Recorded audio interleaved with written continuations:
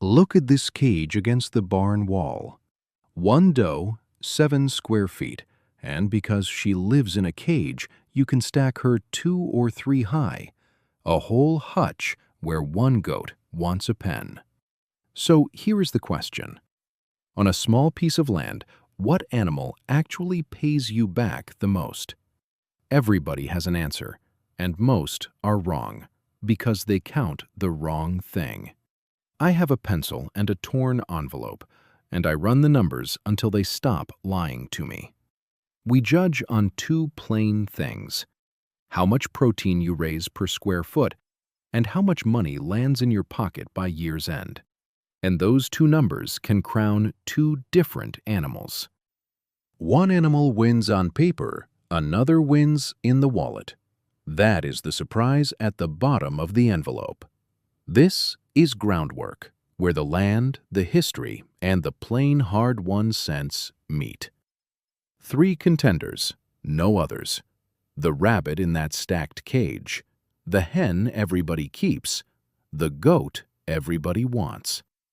Same rounds, one honest measure at a time. Who wins on paper and who wins in the wallet. Round 1 is the easiest to count, so it sets the method for the rest. Which animal makes more of itself, and how fast the young reach a weight worth having? Start with the rabbit in that stacked cage. A doe carries her litter about 31 days, the shortest of the 3, and raises 4 to 6 litters a year at 6 to 8 kits each, 20 to nearly 50 young off one female. Each kit hits 5 pounds, a bag of sugar, in 8 to 10 weeks.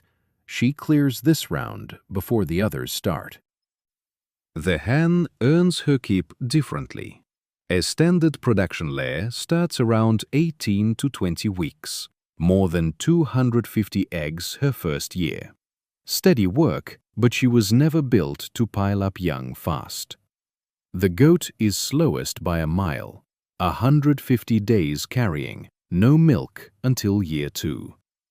Round 1 goes to the rabbit, and it is not close. Speed is one thing, what she eats to get there is round 2. Now the math gets harder. Now we ask 2 things at once: how much feed each animal eats, and how much ground it needs. Same torn envelope, run the numbers again. Start with the rabbit. 3 to 4 pounds of feed puts 1 pound of meat on her, better than most livestock. And the space is the quiet trick. 7 square feet and cages stack. Look at the hutch now, a second wire shelf above the first, 2 does in the footprint of 1. The hen eats leaner than you'd think and works 2 jobs on 1 feed. Meat later, eggs the whole way. She earns her keep slow and needs flat, open ground to do it. The goat wants the most land, fencing to hold her, hay to carry her through winter. But she gives back milk and meat both. So who takes round 2? Round 2 goes to the hen, feed and footprint both. She sips less feed than the goat and stands on less ground. But the rabbit isn't in that argument. On feed and on square feet, she wins clean. 2 rounds, same winner, which starts to feel like a story, until you remember we haven't asked what any of this pays. That's round 3. The envelope stops talking about biology now and starts talking about money.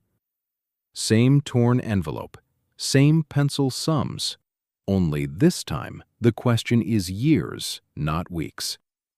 How long does each animal take to pay back what she cost you to start? Start with the rabbit. She earns back her setup in about a year. The cage is cheap, the feed is light, and the young come fast. A year of steady litters covers what you spent on wire and does. First across again. The hen takes a little longer.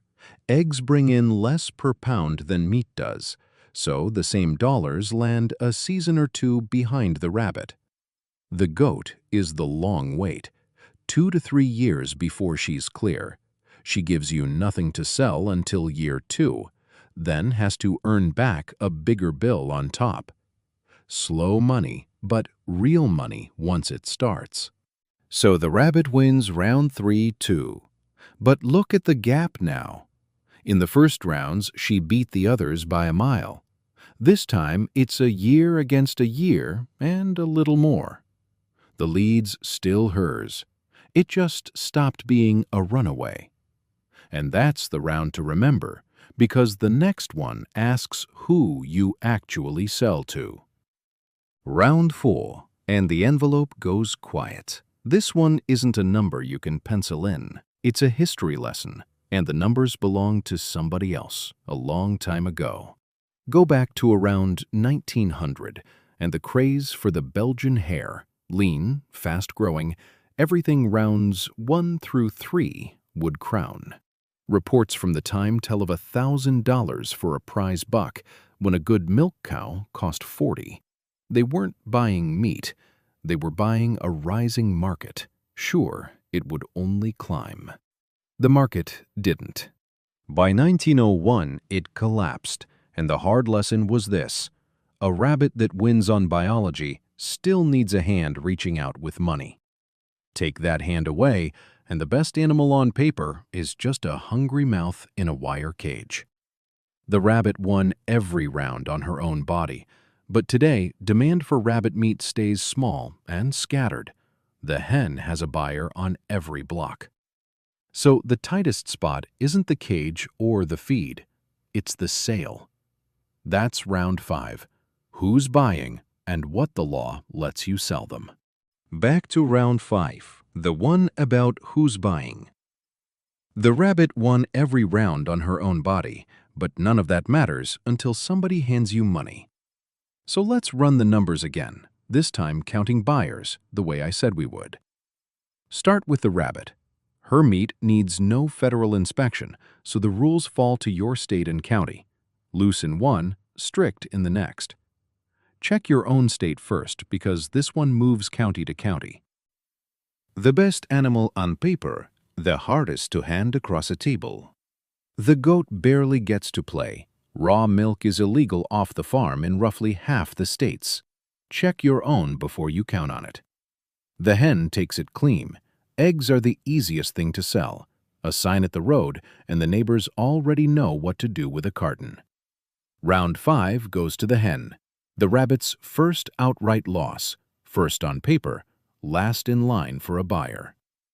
1 round left, the whole count. Round 6 adds nothing new.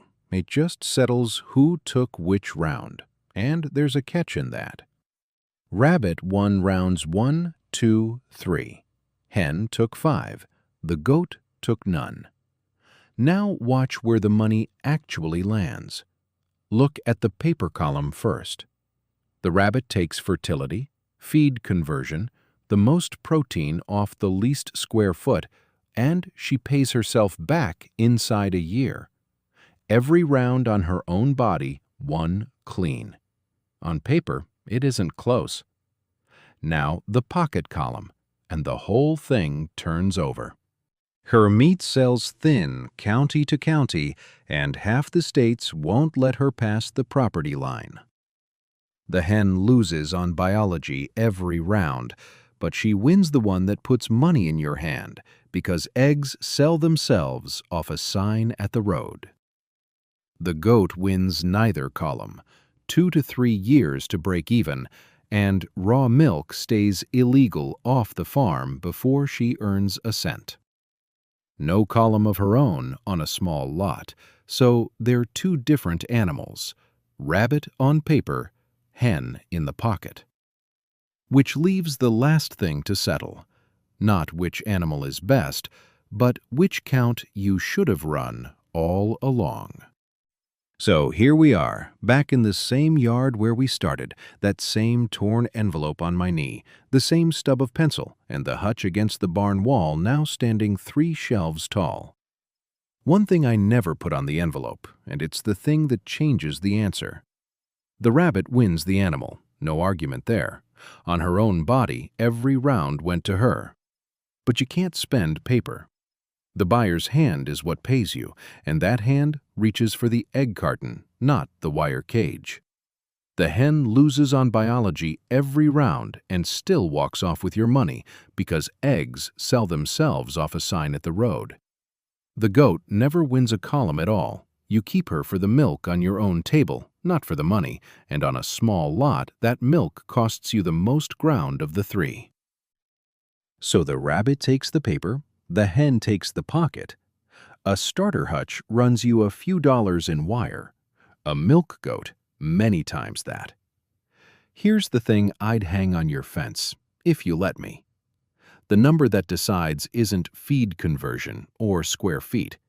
It's the one you measure at the buyer's hand.